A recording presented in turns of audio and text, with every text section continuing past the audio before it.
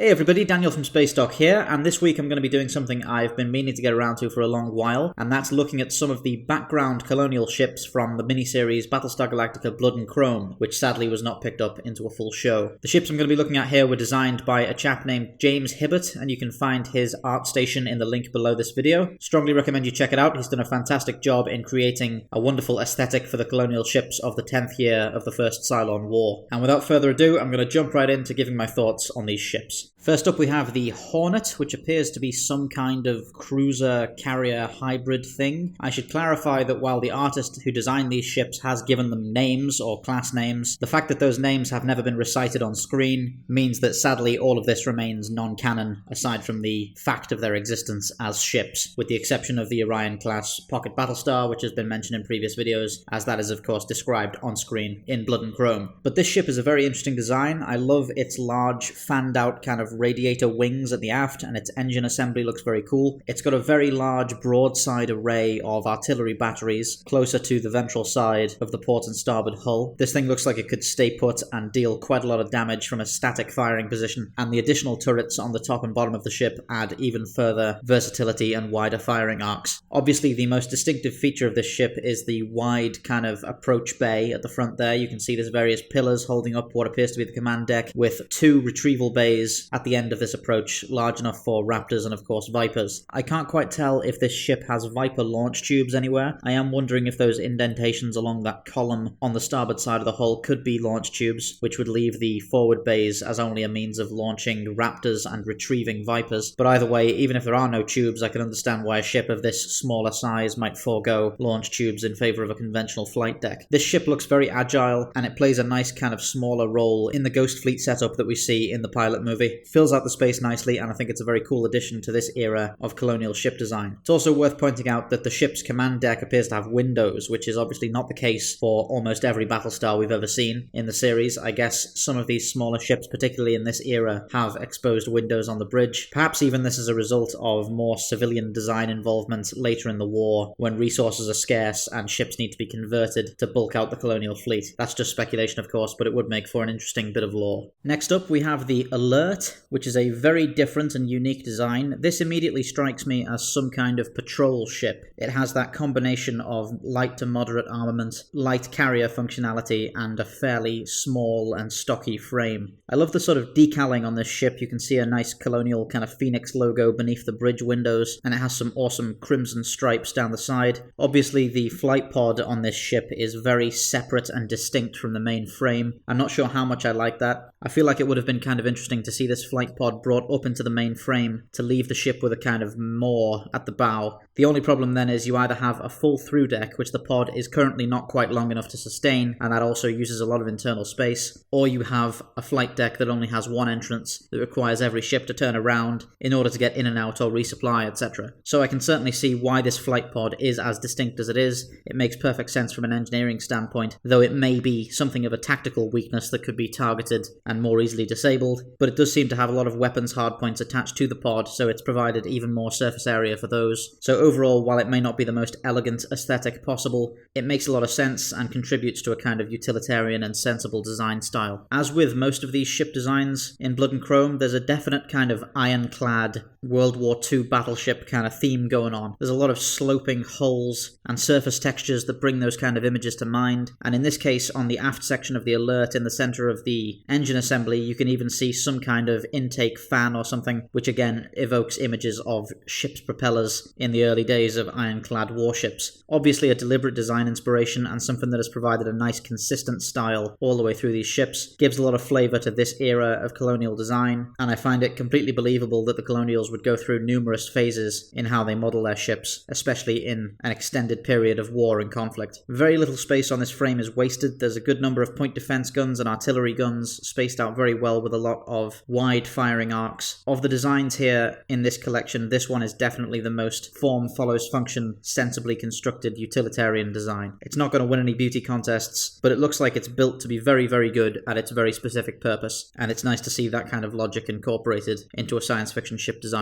And now To my favourite of this collection, the Demeter, another pocket Battlestar like the Orion class, and one so similar in design that it basically leads us to believe the Orion is a sort of stealth sub-variant of this, or a product of using the same frames and recycling various bits of equipment. Again, makes perfect sense for the 10th year of a long war. I actually prefer this to the Orion overall. It's a little bit more streamlined and sleek. I love the forward retrieval bay and the kind of bulked out port and starboard bays beneath the ship's name. The arrays of sort of globular Dradis scanners along the ventral surface of the ship look really cool, and the dishes on the ventral aft are a little bit smaller and more reserved than they are on the Orion, which makes sense because of course the Orion would have all of the high-end avionics and stealth equipment for performing all kinds of covert reconnaissance operations. I believe the Demeter has a fairly large amount more weapons hardpoints than the Orion overall, which makes sense as this is clearly the more straightforward combat ship of the bunch, although I've also seen it described as a command ship, which again makes perfect sense as it still appears to have quite a few arrays, especially on the top of the bridge section there, and clearly has a fairly substantial carrier capacity. We see these in a decent amount of detail as the Osiris flies past them in the Ghost Fleet during the movie. Kinda wish we'd got the chance to see them in action because they really do look cool. I love the overall catamaran design of both this and the Orion, and the style of the engines on both this and the Orion I really like. It's one of the most distinctive and eye-catching elements of the blood and chrome colonial aesthetic. The ship appears to have a large number of flak guns or possibly interceptor missiles arrayed across the aft quarter on the port and starboard sides, as well as some nice inlaid dorsal artillery batteries, and I particularly appreciate the kind of oval-shaped hab section beneath the command deck and above the main frame, which adds a nice extra layer to the ship and bulks it out without losing that kind of nice grounded scaffolding style that is consistent in these ships. The Demeter also has these kind of extra arrays of smaller engines between the two main ones, which I don't believe the Orion has, and that adds a nice distinctive way to determine whether you're looking at an Orion or a Demeter without too much analysis. This is definitely the ship from this bunch that I would like to see more of. I've said in the past how I'd like to see the Orion class added to Battlestar Galactica Deadlock, as that ship is very much canon and extrapolated upon in detail. I think it's less likely that we get something like the Demeter, but I'd certainly like to see that if it was possible. If we ever got maybe a DLC pack or a sequel set in this part of the First Cylon War much later on, then maybe we could explore this design style of the colonials of this era in a bit more detail, which I'd certainly appreciate because a lot of this looks really fantastic. So I'd like to give a huge shout out to James Hibbert, who contributed these fantastic designs to the Battlestar Galactica universe. The IP is made better because of them, and I'd strongly recommend you go and check out his ARTSTATION for more of his amazing work. Maybe throw him a comment and say thanks very much for adding these fantastic ships to this property. That's pretty much it for today, just a quick roundup as I wanted to go over some of these underappreciated designs and give them a bit of a spotlight. Please do let me know if there's anything else like this that you'd like to see me talk about on Spacedock.